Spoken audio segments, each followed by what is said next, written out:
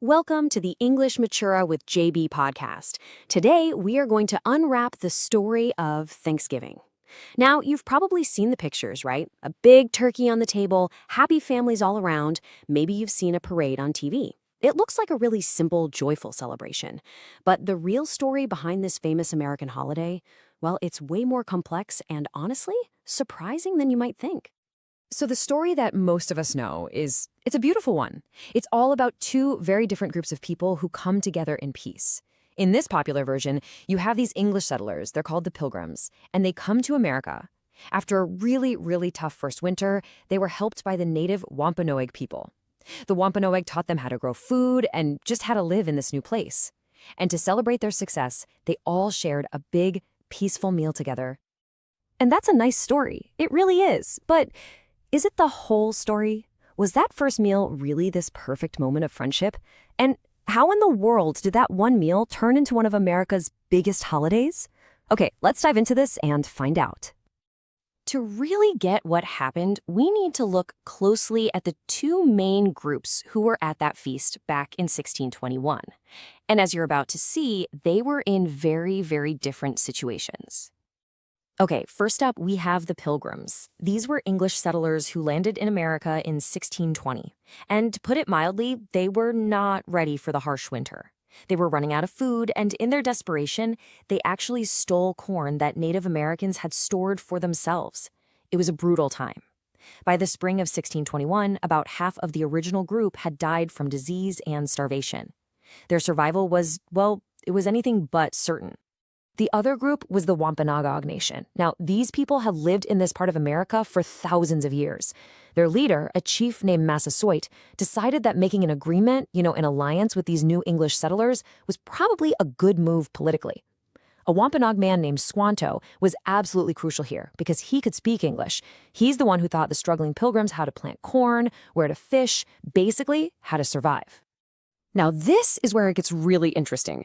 This slide shows us just how different the real story is from the myth we all know. For example, the myth says the Wampanoag were invited guests, but the reality, according to the Pilgrims' own writing, is that they probably showed up because they heard celebratory gunfire. As part of their treaty, they were obligated to investigate. The myth also calls it a formal Thanksgiving, but it wasn't. It was really just a 3-day harvest festival, and it wasn't some grand celebration of a lasting friendship. It was based on a temporary political treaty. So if the 1621 feast wasn't even called Thanksgiving, how did it become this major national holiday? The answer might surprise you. It definitely didn't happen right away. In fact, it took over 200 years. Just look at this timeline. For over 200 years, that 1621 feast was pretty much forgotten. Then, in 1841, an old book describing the feast was rediscovered, and the story suddenly became super popular. A writer named Sarah Josepha Hale campaigned for years to make it a national holiday. She finally got her wish in 1863, when President Abraham Lincoln was desperate for a way to unite the country during the bloody Civil War. So the crucial point here is that the modern holiday was really created for political reasons, to create a shared national story during a time of incredible division. But that story of unity and celebration, it's not the only story of Thanksgiving. For many indigenous people, the descendants of the Wampanoag and other native nations, the holiday represents something very, very different. For many Native Americans, the arrival of the Pilgrims wasn't the start of a friendship. It was the beginning of the end of their way of life. They observed the day not as a celebration, but as a national day of mourning. So why is it a day of mourning? Well, because that peace treaty, it didn't last. Over the next few hundred years, treaties were broken, land was stolen, and diseases brought from Europe killed millions of native people. Some survivors were even sold into slavery. And get this, some colonists later declared days of Thanksgiving to celebrate military victories over native tribes. This dark history is exactly why the holiday is so painful for so many. So here we are with this really complex and difficult history.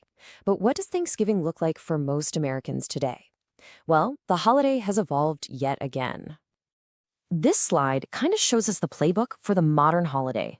For millions of Americans, Thanksgiving is a 4-day weekend with its own set of rituals. It often kicks off with watching a huge parade on TV. Then comes the main event, a massive feast.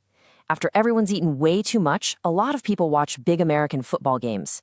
And the very next day, That's Black Friday, the official chaotic start of the Christmas shopping season. As this chart shows, the whole focus of the modern holiday has really shifted. You can see that family, friends, and food make up the vast majority of the celebration. Historical reflection? It's just a tiny little piece of the pie.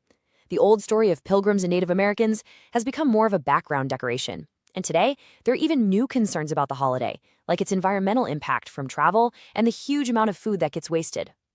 So, in the end, we have one name, Thanksgiving, but two very different meanings living side by side. For many Americans, it's a truly cherished day of family, food, and gratitude.